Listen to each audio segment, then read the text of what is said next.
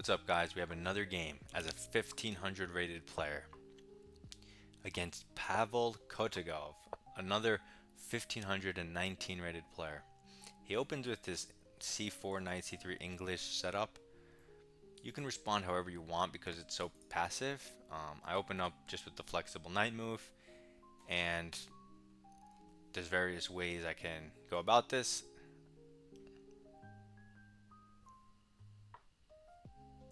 We'll just go g6 and stay flexible, see what white does. Okay, so white goes e3, maybe to play d4 at some point. We're just gonna fianchetto, castle, and see what white's setup is. He continues with these passive moves. Typical English setup, no big deal.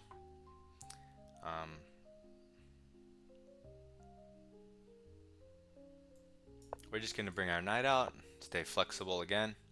He fianchettos, and in the English, this is his strongest piece.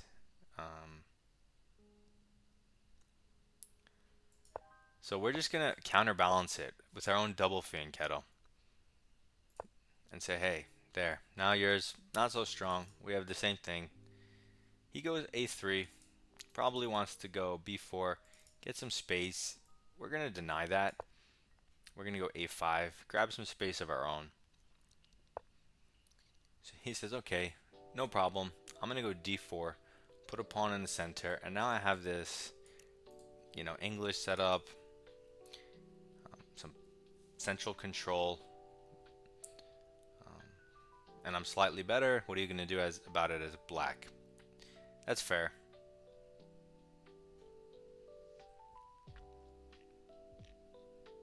I'm gonna make a weird looking move. Probably is not gonna make a lot of sense.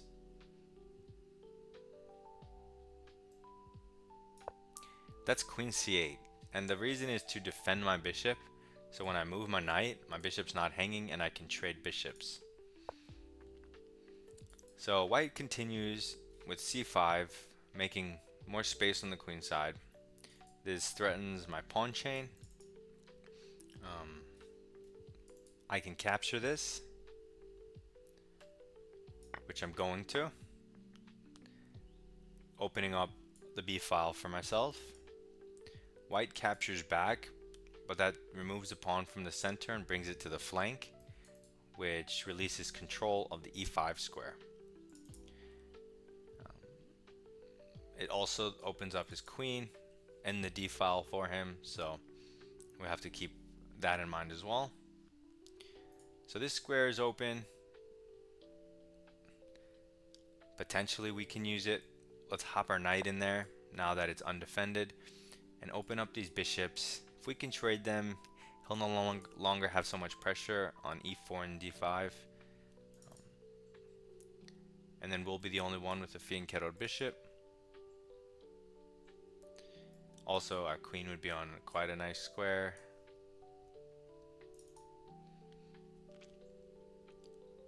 But let's see what he does. This c5 pawn is okay, so he goes f4. What does this threaten? Central knight. What's the drawback? Moving kingside pawns. Also, it temporarily makes the e3 like a weak pawn, a backward pawn, until he's able to push it. But for now, I just want to take this bishop and hit his rook. It seems the most logical to me. He recaptures with the king. I do want to still not move my knight. I want to use my queen as a replacement light square bishop, conquer this diagonal, and give it check, all for free because it's with check. Okay, so now my knight is under attack, but because I have my queen here, I have a new coordination point, right? So I can give this check. He doesn't want to walk into discovery, so let's say he goes king f2. That enables further checks. Let's say knight here, which would, let's say this. No, wait. No, it's checkmate. What? Wait, here. No, he can go here, and then, but so he's forced to walk into discoveries. This would be a double check. At the minimum wins the rook, or sets up some type of checkmate. Either way, this is the end of the game for him. So he does go here, but that sets up this check because the central tech check would be a mistake because it also hangs both knights. He moves to the side, but that walks into the queen checks. So now you have to take your time and look for the good moves. We look for, let's say, winning the queen or something, but that's not in the cards. We can try for a checkmate with multiple double checks. We have this double check and this double check. So let's just say we go here. Whenever it's a double check, your opponent can't do anything but move their king in all scenarios by definition. So we give a double check. He has to move his king. If he goes here, that's checkmate, right? So he has to, let's say, go here to avoid the checkmate. If we bring our queen in there anyway and say check, he can take this knight.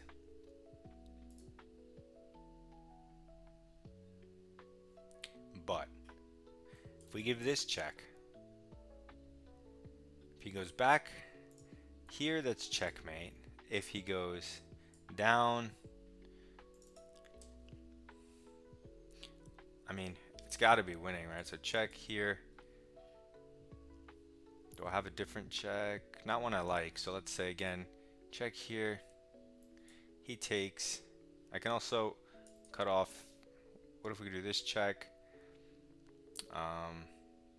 Again, he has to go to dark squares. Either way, it's winning. It's checkmate. So let's just do it. Because at the end of it, you either push this pawn one or go bishop out. And you have the dark squares covered, so you're always going to be able to check him with something. And he's trapped. He doesn't have a way out of this little box. So even if you had to play a slow move, like let's say you checked him, he goes, I don't know, somewhere. You go king up. Like if let's say you had to play a slow move like king up and rook over, you'll have time for it because he's in this box and you don't. Like white has nothing. What's he gonna do? Like the English is. The whole point is to, let's say, expand on the queen side and slowly outgrind me. But now, like, what's he even doing? So, yeah, he goes here. I mean, you could probably just defend the knight and check him next, but this is cooler. I'm going to sacrifice the knight. He's going to take. Now, he can't escape this way anyway. So check. He has to go up. And then this move.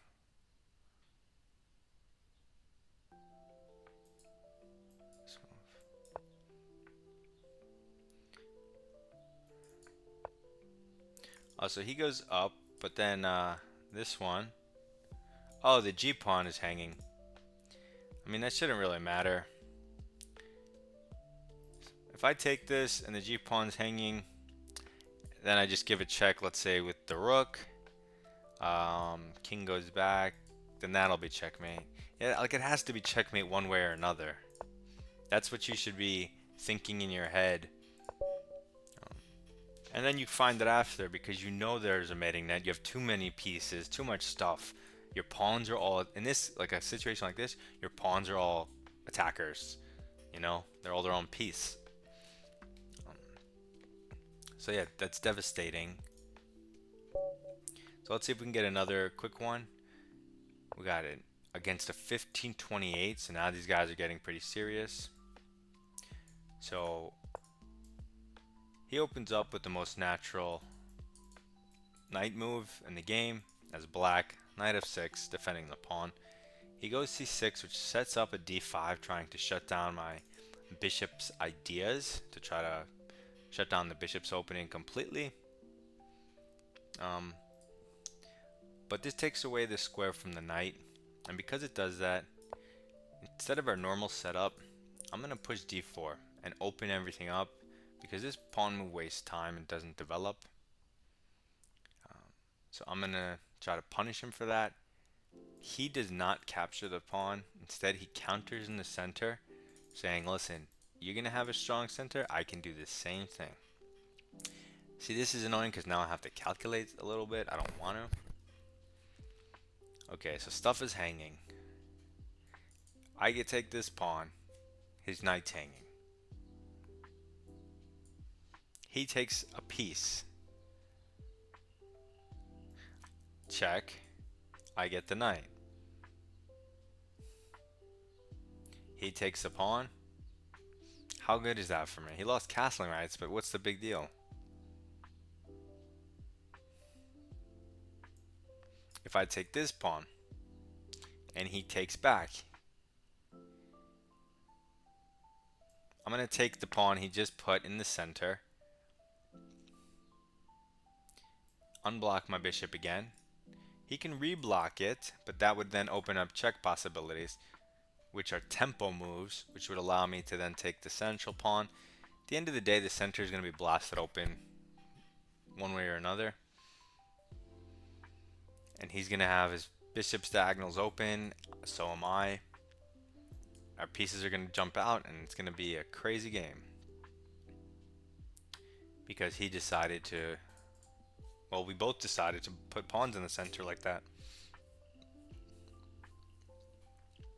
It's weird to be thinking now after you just played d5 because... I mean, taking has to be the first candidate move, right? And let's say he takes with the pawn. We can give this check. However he blocks, maybe we can just take the pawn.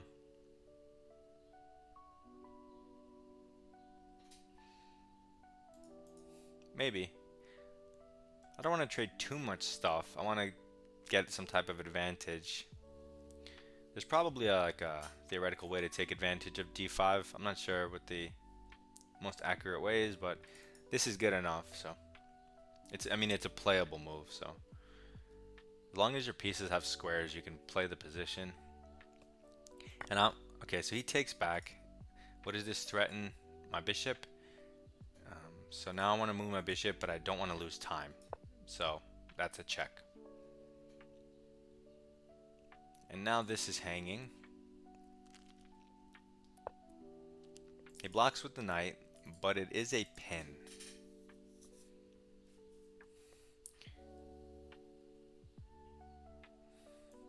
So yeah, I'm just going to take his pawn. I don't want him to have two pawns and a strong center. So I'm going to remove it. Granted, I have removed my own center. I'm going to just assume his pawn will be lost in the future, the e5 pawn.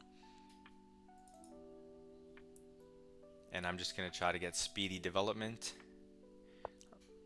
So he moves his knight out of the harm's way. What's the threat? To take the pawn back. That's fine.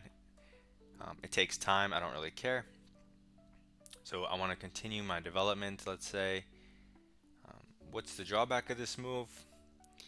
Well, it undefends the center again. I do have this, and he doesn't have any checks. It offers a queen trade and threatens stuff like this. If he tries to go, let's say here, I kick the queen.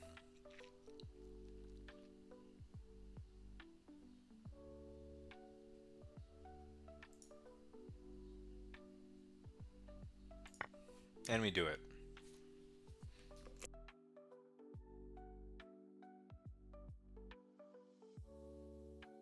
And now look at the center. Wait, what? So he takes the pawn, which I didn't even consider.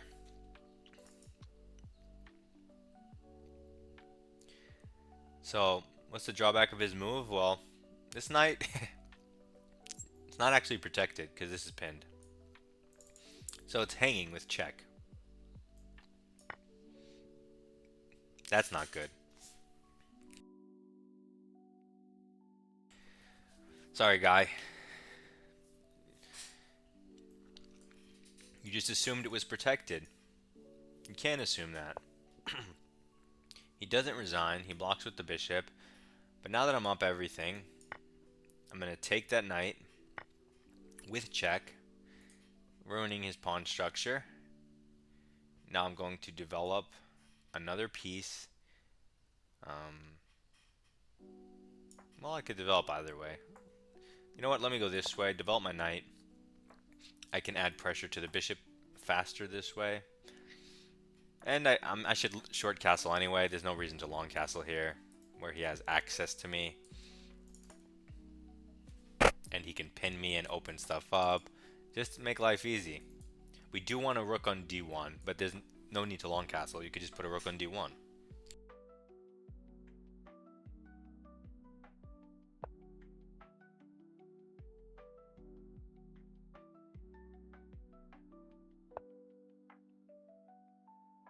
So he develops his bishop and attacks our queen with tempo. What's the drawback? Undefends a pawn. Attacks the rook. Rook goes to f8 or a weird king move.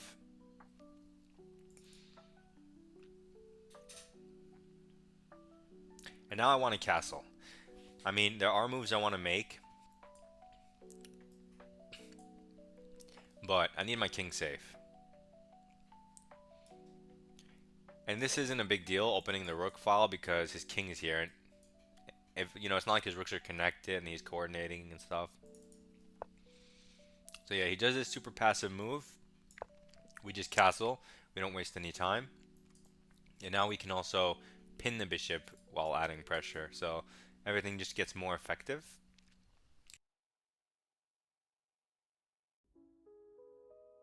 And we'll see how black tries to untangle. He needs to get his king out of the way because it's ruining the coordination. So he goes queen here, defending, maybe so he can reorganize and run with his king. That makes sense.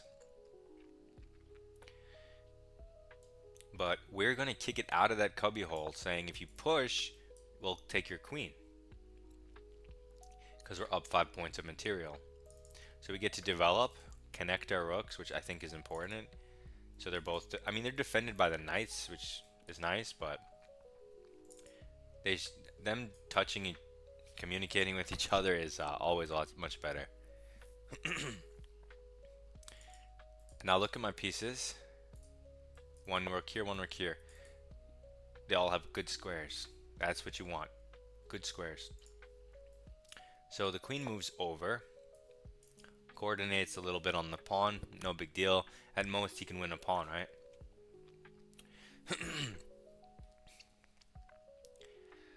He still can't run with his king. He would have to go to this square. So we're going to anticipate him running. Wait, can he castle? Can he castle long? Did he move his king yet? I don't think he did. So he still has the option of castling long. He can't because of the pawn, but the option exists. So let's assume he's gonna run, and I'll just put a rook here. So I have this, let's say a check like this if he tries it. Well, I'm not sure what that does if he runs away. So he goes bishop here, putting pressure on the knight. He wants to remove the knight to take this pawn. The thing is, that opens up his king. That bishop was blocking the file. So now when I give this very natural check, where's his king going? Or what's going to block, and whatever he puts in front of it. Okay, so he goes this way. What's the downside of this move? It walks into an exposed file, so we have to ask ourselves, can we utilize this pin? Well, knight to e5 check. Bishop can't take because it's pinned, and when the king moves, you get to pick up the bishop and defend your pawn. So it's a triple whammy. Devastating, demoralizing move. And now this guy's like,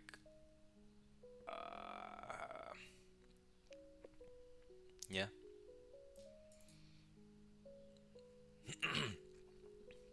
Times are rough. I also had this, I just noticed. Winning the queen.